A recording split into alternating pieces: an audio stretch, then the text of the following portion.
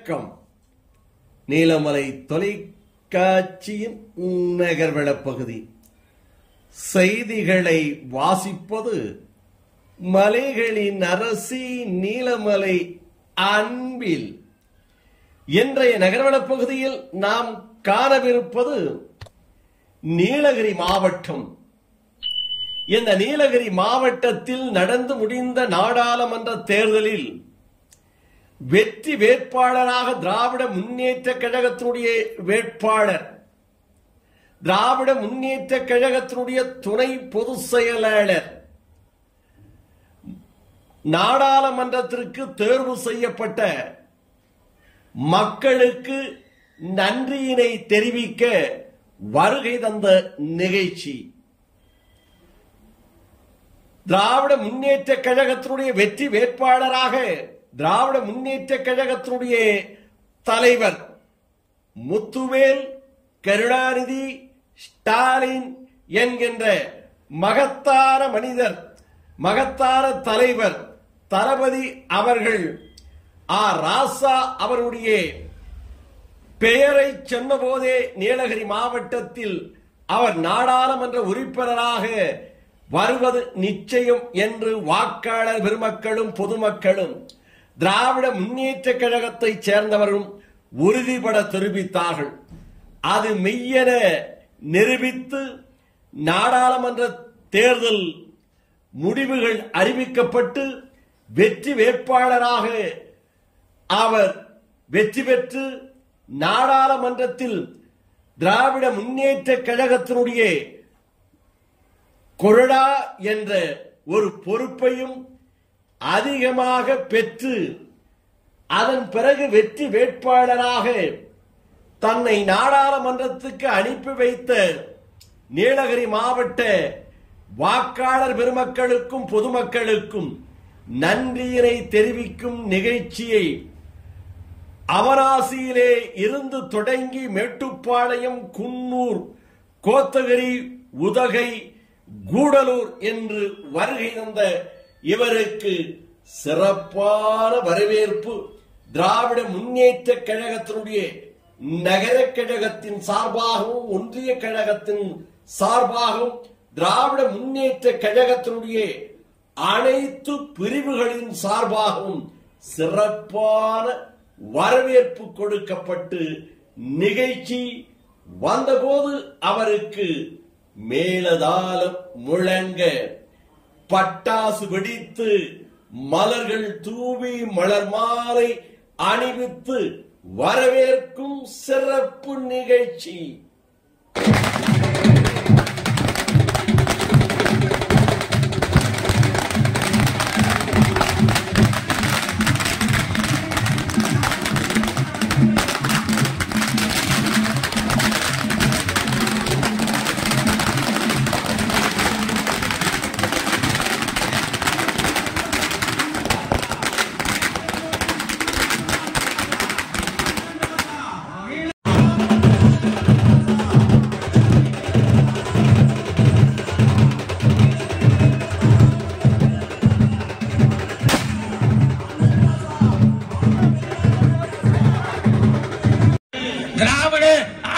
திராவிட கட்சிகளே பிறந்து வளர்ந்து தலைவர் கலைஞர் அவர்களால் இந்த மண்ணுக்கு அடையாளம் காட்டப்பட்ட அண்ணன் ராசாவாக உள்வாங்கி மனு தர்மத்திலே சொல்லப்பட்ட இந்த நிகழ்ச்சிகளுக்கெல்லாம் நீலகிரி மாவட்டத்தினுடைய திராவிட முன்னேற்ற கழகத்தினுடைய மாவட்ட கழக செயலாளராக இருக்கின்ற பண்பின் இலக்கணம் பாமு முபாரக் அவர்கள் தலைமையேற்க இந்த நிகழ்ச்சியில் உடன் சுற்றுலாத்துறை அமைச்சரும் தேர்தல் பணிக்குழு செயலாளருமான கிடமை வீரர் என்று நீலமலை தொலைக்காட்சியால் வர்ணிக்கப்படுகின்ற க. ராமச்சந்திரன் அவர்களும் மற்றும் மாவட்ட நிர்வாகிகளும் நகர கழகத்தினுடைய செயலாளர் இளம் சிங்கம் பா. செரியன் அவர்களும் ஒன்றிய கழகத்தினுடைய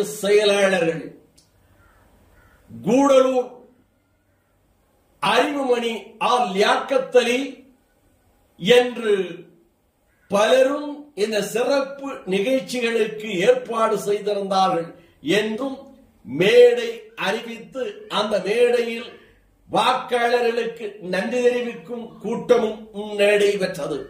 இந்த கூட்டத்திற்கும் மலை மாவட்டத்தினுடைய மைந்தராக இருக்கின்ற திராவிட முன்னேற்ற கழகத்தினுடைய மாவட்ட கழக செயலாளர் பண்பின் இலக்கணம் பாமு முபாரக் அவர்கள் தலைமையேற்க வரவேற்புரையை நகர கழகத்தினுடைய செயலாளர் சா இளஞ்செங்கம் அவர்கள் வரவேற்புரை நிகழ்த்த முன்னுரையாக இந்த நிகழ்ச்சியில் ஒன்றிய கழகத்தினுடைய செயலாளர் அறிவுமணி லியாக்கத்-அலி அவர்கள் சொல்ல கூட்டம் இனிதே துவங்கியது. எழுச்சியோடு நடைபெற்றுக் கொண்டிருக்கின்ற பாராளுமன்றத்தின் தேர்தலில் வெற்றி பெற்று இன்று வருகை தந்து உங்களுக்கெல்லாம் நன்றி கூறுகின்ற வகையில் சிறப்பான கூட்டத்தை ஏற்பாடு செய்யப்பட்டிருக்கு. இந்த கூட்டத்தின் தலைவர் நமது மாவட்ட கழக செயலாளர் சகோதரர் பாமு முபாரக் அவர்களே, இந்த நிகழ்ச்சியில் எனக்கு பின்னால் இறுதியாக உங்களுடைய வாக்குகளுக்கு நன்றி சொல்ல வருகை தந்துள்ள நமது பாராளுமன்ற உறுப்பினர் முன்னாள் மத்திய அமைச்சர் அன்பு சகோதரர் ஆர் ராஜா அவர்களே, இந்த நிகழ்ச்சியில் கலந்து கொண்டு சிறப்பித்துக் கொண்டிருக்கின்ற அனைத்து திராவிட முன்னேற்ற கழகத்தின் மாவட்ட கழக மாநில மாவட்ட ஒன்றிய நகர கழக நிர்வாகிகளே, செயலாளர்களே, தலைவர்களே, நிகழ்ச்சியில் கலந்து கொண்டு சிறப்பித்துக் கொண்டிருக்கின்ற இந்தியா கூட்டணியின் கட்சிகளின் செயலாளர்கள், தலைவர்கள், நிர்வாகிகள், இன்னும் இந்த கூடூர் தொகுதியில் உள்ள பெரியவர்களுக்கும் தாய்மார்களுக்கும் வாக்களித்த அன்பு சகோதர சகோதரர்களுக்கும் முதற்கு நடந்து மாலை வணக்கத்தை தெரிவித்துக் கொள்கிறேன்.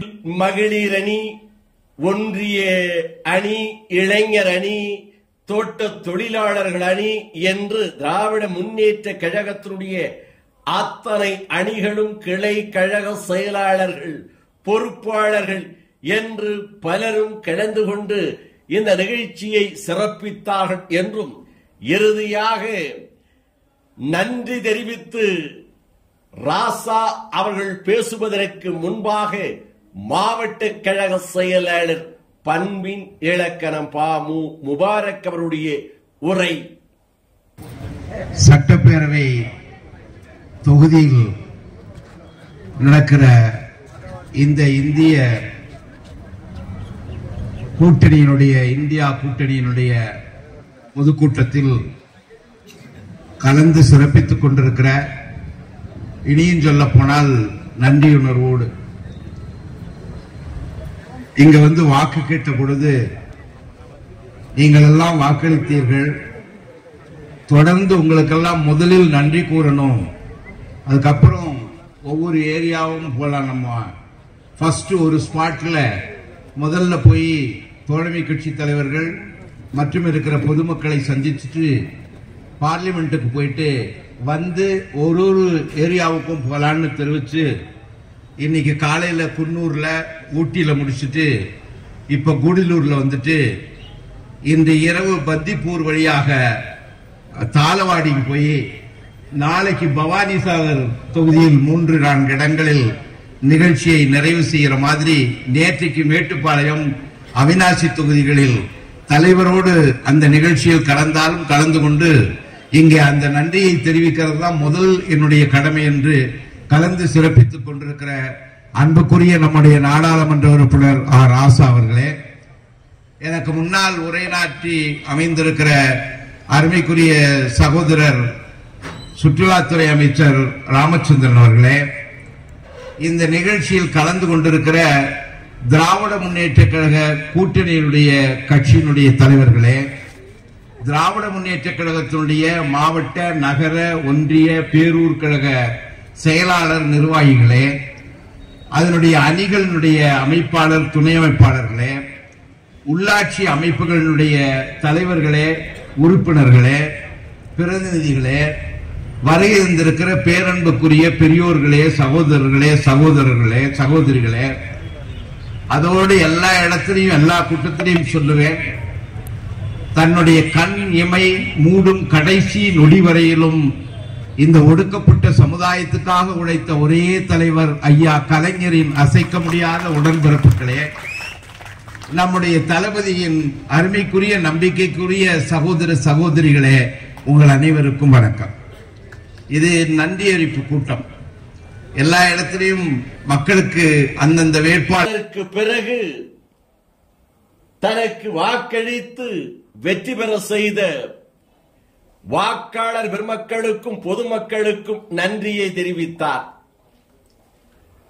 நடந்து முடிந்த 6 தொகுதிகள் பவானி, அவராசி, மேட்டுப்பாளையம், குன்னூர், உதகை, கூடலூர் என்று 6 தொகுதிகளிலுமே அதிகமான வாக்கு வித்தியாசத்திலே என்னை வெற்றி பெற செய்தவர்கள் கூடலூர் பகுதி மக்கள், கூடலூர் தொகுதி மக்கள். 42,000 வாக்கு வித்தியாசத்திலே என்னை வெற்றி பெற செய்திருக்கிறார்கள். அவர்களுடைய தேவைகளை பூர்த்தி செய்வதே என் வாழ்நாளினுடைய கடமை என்று உறுதிமொழி சொல்லி பேச துவங்கினார் நீலமலை நெப்போலியன் ஆர். ராசா அவர்கள். உண்மைதான். ஆனால் எந்த அரசியல் சட்டத்தை நான் தூக்கி எறிவேன் என்று சொன்னாரோ மோடி மூர்க்கமாக, அந்த மோடியை அரசியல் சட்டத்தை தூக்கி மண்டியிட்டு முத்தம் கொடுக்கிற இடத்துக்கு கொண்டு போய் தள்ளினோமே, அதுதான் திராவிட முன்னேற்ற கழகத்தினுடைய வெற்றி. இந்த மாண்புமிகு முத்துவேல் கருணாநிதி ஸ்டாலின் என்ற மகத்தான வெற்றி. அதனால பாலம் வந்திருக்கும், பள்ளிக்கூடம் வந்திருக்கும், தொழிற்சாலை வந்திருக்குங்கிறத விட இந்த தேசத்தை காப்பாற்றிய மகத்தான தலைவராக இன்றைக்கு நம்முடைய தலைவர் இருக்கிறார். அவர் அந்த முழக்கத்தை, அரசியல் சட்டத்தை காப்பாற்றுவோம் என்ற முழக்கத்தை தான் ராகுல் காந்தி எடுத்தார். ஒரு கையில் அம்பேத்கர் படம், இன்னொரு கையில் அரசியல் சட்டம். அம்பேத்கர் கொடுத்த அரசியல் சட்டத்தை வேணுமா வேணாமான்னு கேட்டார். உத்தரப்பிரதேச போய் கேட்டார். எந்த உத்தரப்பிரதேசம்? ராமருக்கு கோயில் கட்டினா எல்லாம் வந்துடும், ராமருக்கு கோயில் கட்டினா இந்தியாவில் எல்லாம் ஏழ்மையா போயிடும், வறுமையா போயிடும் அப்படின்னு ஒரு பிம்பத்தை இருந்து அங்க இருந்து ஸ்ரீரங்கத்துக்கு வந்து ராமேஸ்வரத்துக்கு போய் விழுந்து விழுந்து கும்பிட்டு ராம ராம ராம. ராமருக்கு இங்க யாரும் எதிரி இல்லை. எந்த கடவுளை யார் வேணாலும் கும்பிடலாம். முபாரக் அல்லாஹ் கும்பிடுறார், ராமச்சந்திரன் எத்தியம்மனை கும்பிடுறார், காசிலிங்க நெத்தி வச்சு பொட்டு வச்சிருக்கிறார், சிவனை கும்பிடுறார். இந்த மாதிரி அவர் பொட்டு வச்சிருக்கார் நகர செயலாளர். எல்லாத்துக்கும் நம்பிக்கை இருக்கு. எனக்கு நம்பிக்கை இல்ல. ஏன் நம்பிக்கை இல்ல? நான் உங்களை நம்புறேன். கடவுளை உங்கள் வழியா பார்க்கிறேன் என்ன சொன்னார்? ஏழையின் சிரிப்பில் இறைவனை காணலாம்னு சொன்னார். அது ஒரு தத்துவம். ஏன் கோயிலுக்கு போயிட்டு நான் ஏழைக்கு உதவி பண்ணு, கடவுள் தானா வருவார் அண்ணா. அந்த நம்பிக்கையில நாங்கள் இருக்கிறோம். அப்ப நம்பிக்கை உடையவர்கள் இருக்கிறார்கள், நம்பிக்கை இல்லாதவர்கள் இருக்கிறார்கள். ஆனால் மனிதனை நேசிக்க வேண்டும் என்பதுதான் அடிப்படை தத்துவம். மனிதனை நேசிக்காமல் மாட்டுக்கறி வச்சிருந்தா முஸ்லீம் அடி, தாழ்த்தப்பட்ட உள்ள போனா அவன் அடி, கிறிஸ்தவன் கோயிலுக்கு போனா அவன் தேவாலயத்தை இடி, தேர்தல் எல்லை இருக்கிற தாழ்த்தப்பட்ட பிற்படுத்தப்பட்ட எந்த உரிமையும் கொடுக்காத, உயர்ந்த ஜாதிக்காரர்களுக்கு இவிஎஸ் ஒரு 10%, எவ்வளவு மாசம் 80,000 வருமானம் இருந்தா உயர்ந்த ஜாதிக்காரர்களுக்கு இடஒதுக்கீடு. அது என்ன தெரியுமா கொடுமை? ஒரு புள்ளி வரம் சொல்லிச்சு, நான் தான் கேட்டேன். தாழ்த்தப்பட்டவர்களும் பிற்படுத்தப்பட்டவர்களும் 198 மார்க் வாங்கினாதான் இடம் கிடைக்குது. ஆனால் இந்த வகுப்புக்கு மேல இருக்காங்க பாரு, வருமானத்துக்கு மேல 80,000 வாங்குறாங்களே உயர்ந்த ஜாதிக்காரர்களுக்கு, அந்த மாணவர்கள் 185 வாங்கினாவே இடம் கிடைக்குது. அப்ப 185 வாங்கினா உயர்ந்த ஜாதிக்காரனுக்கு இடஒதுக்கீடு கொடுத்தது இந்த அரசாங்கம். 198 வாங்கி உள்ள போக முடியாம, படிக்க முடியாம, இன்னும் அதை விட கொடுமையா படிச்சிட்டு இருக்காங்க கூடுதலா. அது தாழ்த்தப்பட்ட பிற்படுத்தப்பட்ட மக்கள். பழைய மாதிரி இல்ல. காரணம் பெரியார் அண்ணா. ஒரு வன்னியரோ செட்டியாரோ நாடாரோ முக்குளத்தோரோ இன்றைக்கு போட்டி போட்டு படிக்கிறாங்க 195 98. அதை விட ஒரு மார்க் தான் கம்மி தாழ்த்தப்பட்டவர்கள், 0.5 தான் கம்மி. பறையரோ பல்லரோ அருந்தியரோ 198 பிசி வாங்கினா 197.5 வாங்குறான். ஆனா 183 வாங்கின மேல் ஜாதிக்காரர்கள் இடஒதுக்கீடு வருகிறார்கள் பிராமணர்கள். என்ன காரணம்? மோடி. அப்ப இந்தியாவினுடைய அரசியல் சட்டத்தில் சொல்லப்பட்டிருக்கிற எல்லாத்தையும் கழிவரம் பண்ணிட்டார். சுப்ரீம் கோர்ட் இல்ல, எலெக்ஷன் கமிஷன் இல்ல. எலெக்ஷன் கமிஷன் பெட்டிஷன் கொடுத்தாங்களா? ஏதாவது கேட்டாங்களா? இவ்வளவு வெறுப்பா பேசுறாரு மோடி. எலெக்ஷன் கமிஷன் கண்டிங்கன்னா எலெக்ஷன் கண்டிச்சதா? எலெக்ஷன் கமிஷன்லாம் அந்த தேர்தல்ல மார்ச் வரைக்கும் போயிடுச்சு, சமகடங்கு போயிடுச்சு. அப்ப இந்தியாவில் இருக்கிற அரசியல் சட்டத்தை நொறுக்கி விட்டு சர்வாதிகாரத்தை பாகிஸ்தான் மாதிரி கொண்டு வரலாம், இங்க ஒரு மதவாத ஆட்சியை கொண்டு வரலாம் என்று கங்கணம் கொட்டி கொண்டிருந்த ஒரு மிகப்பெரிய பூதத்தை, ஒரு அரக்கத்தனமான மோடியை கட்டுக்குள் கொண்டு வந்து அரசியல் சட்டத்தை முத்தமிட செய்த ஒரு மகத்தான காரியத்தை நம்முடைய தலைவரும் அங்கே ராகுல் காந்தியும் செய்திருக்கிறார் என்றால் பெரிய நிம்மதி. கூடலூருக்கு ஒரு பெரிய தொழிற்சாலை வராம நான் அடுத்த வருஷம் 5 வருஷம் கழிச்சு பாத்துக்கலாம், இன்னும் 5 வருஷம் கழிச்சு பாத்துக்கலாம். எனக்கு வயசு இருக்கு, நாங்க திரும்ப ஆட்சிக்கு வருவோம் டெல்லியில. இதே முத்துவேல் கருணாநிதி ஸ்டாலின் அவர்கள் இந்தியாவுடைய பிரதமரை இன்னும் 2 வருஷம் கூட தீர்மானிக்கலாம். இந்த ஆட்சி ஓடுற மாதிரி எனக்கு ஒன்றும் தெரியல. ஏன்னா இந்த ஆட்சியை எதிர்க்கிறது நாங்களா இல்ல, இந்த ஆட்சியை எதிர்ப்பது RSS எதிர்க்குது. அவர்கள் கூட அரசியலே எதிர்ப்பு இருக்கிறது. எனவே 2 ஆண்டுக்கு மேல ஓடாது. ஆனா இவ்வளவு பெரிய வெற்றியை கொண்டு வந்த நம்முடைய தலைவர் இன்றைக்கு இந்தியாவை காப்பாற்றிருக்கிறார் என்கின்ற அந்த பெருமிதம் நமக்கு வேண்டும், நமக்கு இருக்கிறது. அதை தொடர்ந்து காப்பாற்ற வேண்டும். அப்புறம் முபாரக் என்ன சொன்னார், நானா இருந்த கூட நிக்க மாட்டேன், பிரச்சனை அவ்வளவு இருக்குன்னாரு. நீ உங்க வாணியில சொன்னா எனக்கு ராசியா இல்ல எனக்கு பிடிக்குமான்னு தெரியல, நமக்கு பிரச்சனையே தான் வாழணும். ஒரு நாள் பிரச்சனை இல்லைன்னா நமக்கு தூக்கம் வராது. என்ன அமைதியா போகுது, சரியில்லையா, அது பூஜையாவும் ஏதோ ஒண்ணு வம்புழுக்கணும். ஏதாச்சும் மேடையிலேயாச்சும் வம்புழுக்கணும். ஏதாவது பேசி கூட உடனே அடுத்த நாள் சத்தம் போடுவான், அதை திட்டுறான் இதை திட்டுறான், ராஜா ராமருக்கு விரோதி அவருக்கு விரோதி, ஒண்ணு யாருக்கு விரோதி இல்லையா, வர சொல்லு பேசுவோம், என்ன பிரச்சனை. அப்ப பிரச்சனையில இருக்கிறதா எனக்கு பிடிக்கும், பிரச்சனையை தீர்க்கிறது தான் எனக்கு பிடிக்கும்.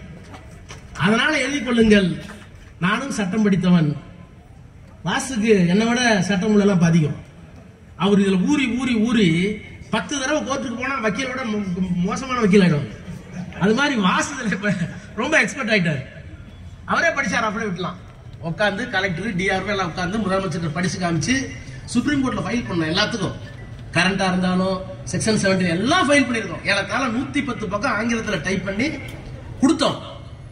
சுப்ரீம் கோர்ட்ல என்ன கேட்டாங்கன்னா, கொஞ்சம் பேத்த வந்து அந்த இடத்துல இருந்து வெளியேற்றுவேன்னு சொல்றீங்களே, வேற இடம் கட்டி கொடுப்பேன்னு சொல்லுவீங்களே, அந்த மக்கள்கிட்ட நீங்க வெளியேற தயாரான ஒரு கேள்வி கேட்டீங்களா அப்படின்னு கேட்டாங்க. கேட்கல, ஒத்துக்குவாங்கன்னு சொன்னோம். இல்ல அதை கேட்டுட்டு வாங்க, நான் தள்ளி வைக்கிறேன். அவ்வளவுதான். அந்த மக்களையும் கன்வின்ஸ் பண்ணி ஒத்துக்க வச்சுட்டு விரைவாக உச்சநீதிமன்றத்து வழியாக அந்த திட்டங்கள் எல்லாம் உங்களுக்கு வந்து சேரும் என்கிற உறுதியை நான் வழங்குகிறேன். அப்புறம் இந்த யானை கீனையில ரொம்ப வாசு ஒரு நாள் டென்ஷன் ஆகி எல்லாத்தையும் கூட்டு வந்து சாதாரண மகாதேவன் ஊர்ல இருக்க எல்லா தேவனையும் கூட்டு வந்து சிவபெருமான தான் கூட்டு வரல, 50 பேரை கூட்டு வந்து என் பங்களாவை முற்றுகையிட்டு என்ன நாங்க போறதா இல்லையா படிச்சு பார்த்தேன். கலெக்டர் பேசினேன், செக்ரட்டரி பேசினேன். ஏன்னா சும்மா ஏதாவது ஒரு திறமை வராது, வேணா யானை வேணா கூட்டு கொண்டு வரேன். அது அது உங்க எம்எல்ஏ கட்டிருப்பாரு, கருப்பு கொடி கட்டுறது. டான்டிக் கருப்பு கொடி கட்டினாரா வாங்கலையா? 3 நாள்ல வாங்கின 30 கோடி ரூபாய். 3 நாளில் 30 கோடி ரூபாயை முத்துவேல் கருணாநிதி ஸ்டாலின் என்ற அந்த மகத்தான மனிதர் தான் உடம்பு சரியில்லாம பெட்ல படுத்துக்கிட்டே கொடுத்தார். அது மாதிரி கட்டு கருப்பு கொடி எனக்கு பிடிக்கும், நான் தீக்காரன் கொட்டு. ஆனா தீராத எந்த பிரச்சனைக்கும் தீர்வு செய்யக்கூடிய வல்லமை நம்முடைய முதலமைச்சருக்கு உண்டு. அதுவும் குறிப்பாக இந்த தோட்ட தொழிலாளர் வாழுகின்ற பகுதிக்கு கலைஞர் எந்த மாதிரியான உரிமைகளை வழங்குவார் என்று அவருக்கு தெரியும். எனவே ஒரு காலமும் நீலகிரி மாவட்டத்தை, கூடலூரை, கோத்தகிரியை, குறிப்பாக தோட்ட தொழிலாளர்களை, அவர்களுடைய உரிமைகளை ஒரு நாளும் விட்டுக் கொடுக்க மாட்டோம், எல்லா திட்டங்களையும் கொண்டு வந்து சேர்ப்போம் என்கின்ற அந்த உறுதியை வழங்கி, நான் முன்னமே குறிப்பிட்டதை போல நாடாளுமன்ற உறுப்பினராக மட்டுமல்ல, என் வாழ்நாள் முழுக்க இந்த தொகுதிக்கு, இந்த நீலகிரிக்கு நான் நன்றி உள்ளவனாக இருப்பேன் என்று என்னுடைய நன்றியை தெரிவித்து உங்கள் அனைவரையும் வணங்கி விடைபெறுகிறேன். நன்றி, வணக்கம். இறுதியாக வெற்றி பெற்ற நாடாளுமன்ற வேட்பாளர் நாடாளுமன்றத்தினுடைய திராவிட முன்னேற்ற கழகத்தினுடைய கொறடாவாக தேர்வு செய்யப்பட்டிருக்கின்ற நீலமலை நெப்போலியன் ராசா அவர்களுக்கு மலர் மாலைகள், பொன்னாடைகள் என போர்த்தும் நிகழ்ச்சியும் நடைபெற்றது.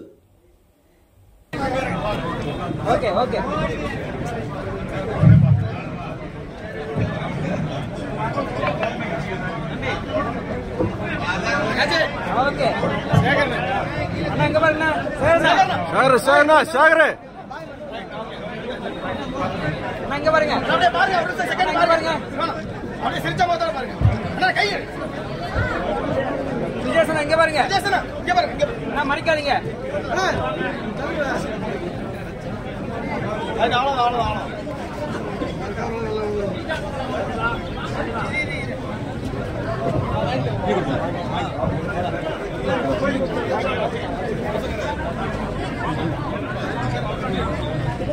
நகர்வனம் நிறைவு பெறுகிறது.